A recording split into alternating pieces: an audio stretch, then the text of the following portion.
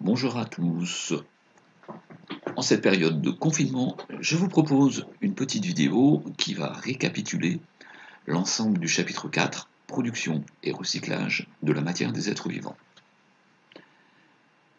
Tous les êtres vivants produisent de la matière organique à partir de ce qu'ils prélèvent dans le milieu.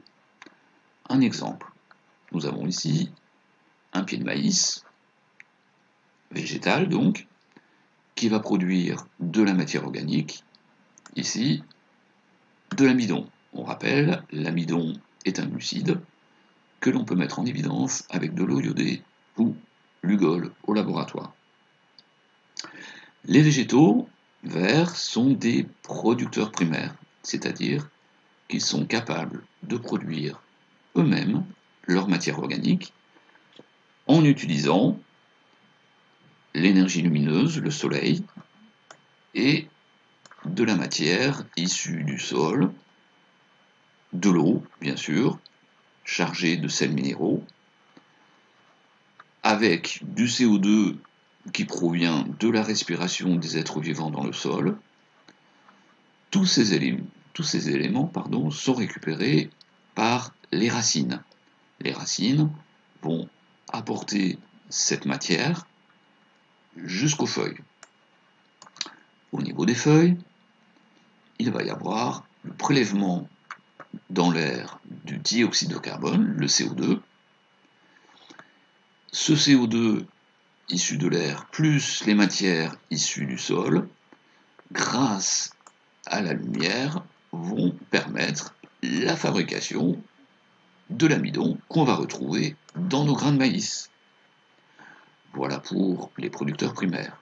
Voyons voir maintenant les producteurs secondaires. Ce sont principalement les animaux et nous aussi, humains. Nous sommes des organismes qui devons nous nourrir de matière organique. Nous sommes incapables de la fabriquer, d'où l'appellation producteur secondaire.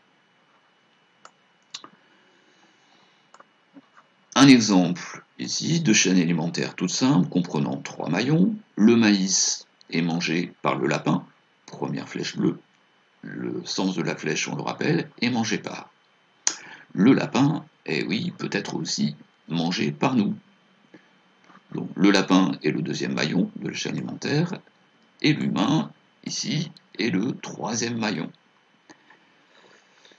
Maintenant, il y a un réseau alimentaire aussi dans le sol, très peu visible parce que les êtres vivants sont microscopiques, mais extrêmement important. On rappelle l'importance de la biodiversité dans le sol. Des millions d'organismes vivants contribuent à décomposer la matière organique morte.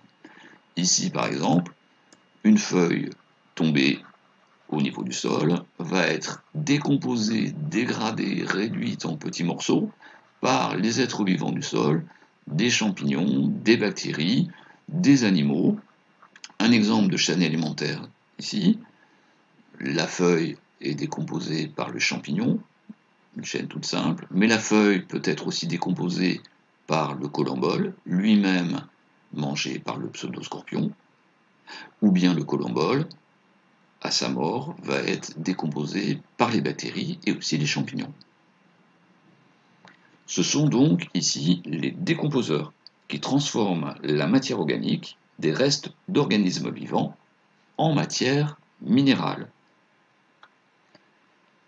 Il reste que cette matière organique peut être utilisée par les humains. Bien sûr, avant tout pour l'alimentation, ici une pomme mangée par l'humain. Et si on regarde cette alimentation, qui dépend entièrement des végétaux, ils ont peut-être aussi une autre utilité.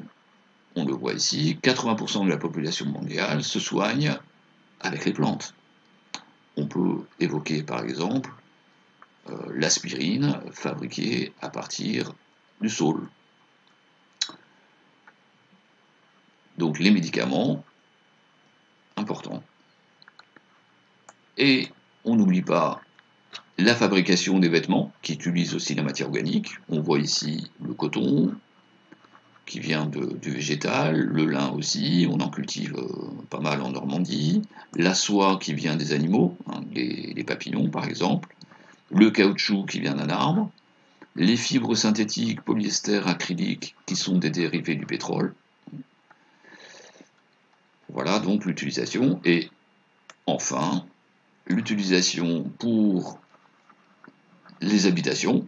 Les matériaux peuvent être issus aussi de la matière organique. On pense au bois, au liège, mais aussi à la culture de chanvre pour isoler.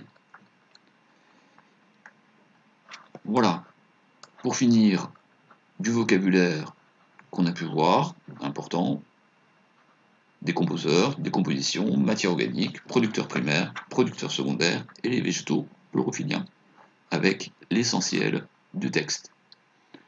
Merci de votre attention.